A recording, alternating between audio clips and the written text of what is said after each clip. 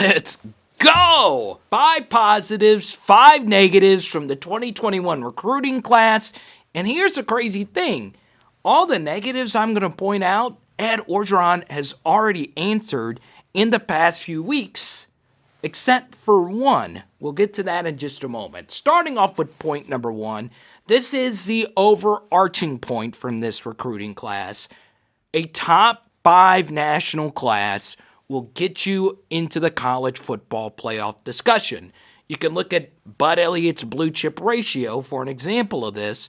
You need a certain number of 4 and 5 star recruits to really compete for national championships.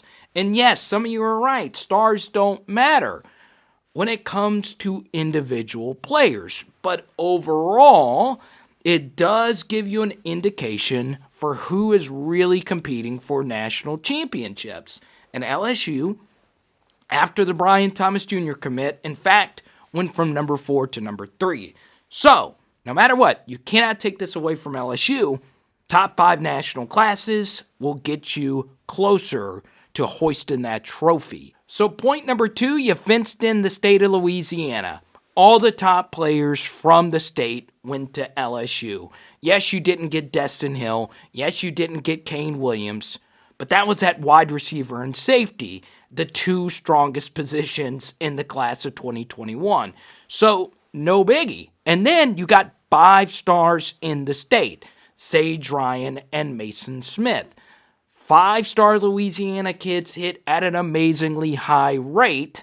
Now, we did a deep dive on this very subject regarding Arik Gilbert and a few other things. And if you want to watch that down below, you can do that. When you get them, they more than likely turn out to be superstars. Number 3, the transfer portal is hit yet again with Mike Jones. He's going to help you play right away.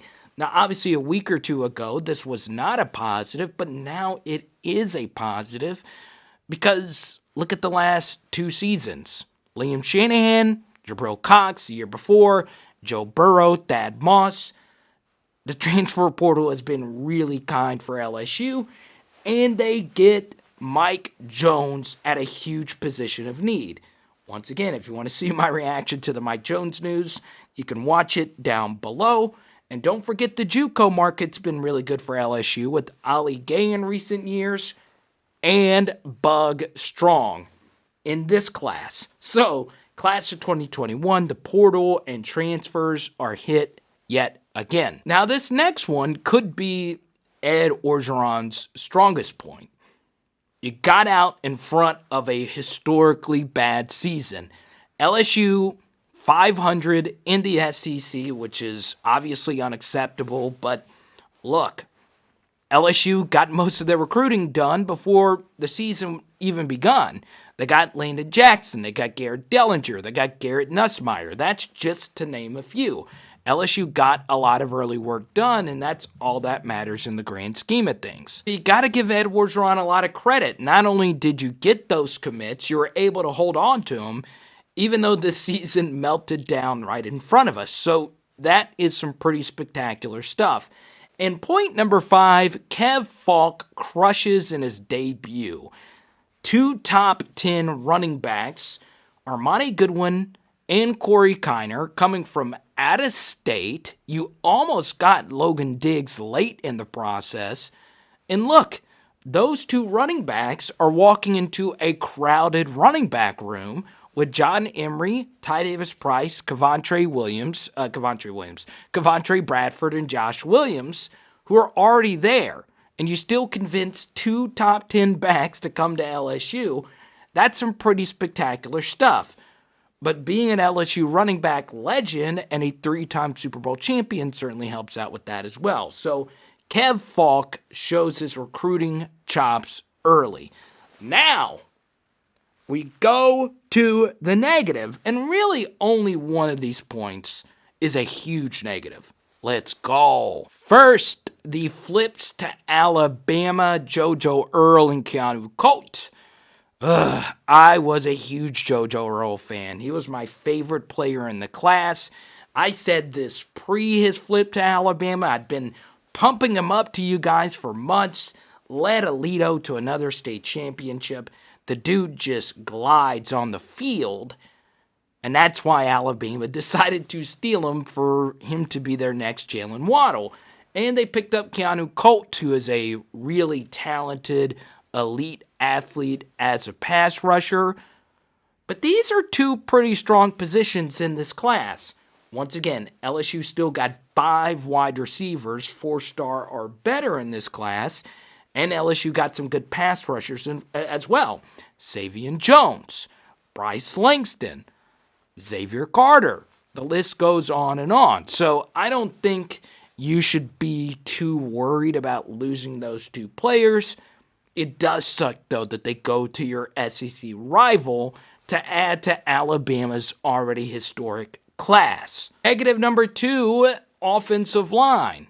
This would have been point number 1 had the 2022 announcements didn't happen. But first, you didn't get Tristan Lee, 5-star offensive tackle. But I'm kind of glad knowing some of the stunts that were pulled in the final month of his recruitment, so I'm fine with not getting Tristan Lee, especially considering LSU returned all 6 of their starters on the offensive line from last year, their 5 normal starters, and their number 1 backup in Cam Wire. And as I mentioned, the class of 2022 already looks pretty good with Will Campbell, Bo Bordelon, and the kid from Alabama, the offensive guard. His name slips my mind, but still, the offensive line class for 2022 is already better than the class of 2021 and 2020 combined. And don't forget, Garrett Dellinger and Marcus Dummerville are probably going to be some pretty good players, so overall the offensive line is fine. Could it be better? Yes, but LSU is still fine in that aspect. And don't sleep on Kimo McAnioli. Negative number 3, Kari G and Rajon Davis. You miss out on both of these guys that were once committed to LSU. But they were good losses in that they didn't go to an SEC West rival. Rajon Davis goes to USC. I don't see them going to the playoff anytime soon. And you're able to hit the portal for a linebacker. Kari G is a guy that I like a lot. I think he is severely underrated. He is a modern-day safety who could fill a lot of space. I could even see him playing a hybrid linebacker role. Notre Dame got themselves a good player for Marcus Freeman's new defense, but still, LSU, historically great safety class, so things are fine in that aspect. Point number 4, your rivals got better. Alabama, the number 1 national class, historically great class. It's going to be hard to beat those guys again, but we knew that already. Texas A&M, really liked their class. Would have liked it a lot more from an A&M perspective if they would have gotten Brian Thomas Jr. They were not able to address playmakers. They don't have enough of them, but they are getting better in the trenches. They get another top 10 class. They beat you out for Bryce Foster, who is a really good offensive guard. But ultimately, Texas A&M, yes, they're recruiting better, but they're still not recruiting at LSU's level. Ole Miss got better. Arkansas got better. Florida also kind of sort of got better. But LSU was able to beat out Florida for Bryce Langston. And look, all 3 of those schools don't necessarily compete for the same recruits as you do. Now, Florida kind of does, but overall, even though those schools got better, Ole Miss is going to be a hassle to deal with. Even Mississippi State recruited a top 25 class. They're still not on your level when it comes to competing for recruits. So, yes, everyone else in the West got better, except for Auburn, who had a horrible class, and I just don't like the coaching hires that they've made. So maybe this is an overall positive because I think Auburn is going into the tank. Now, for point number 5, it's kind of uncomfortable to talk about, and there really is no answer to this, the off-the-field issues.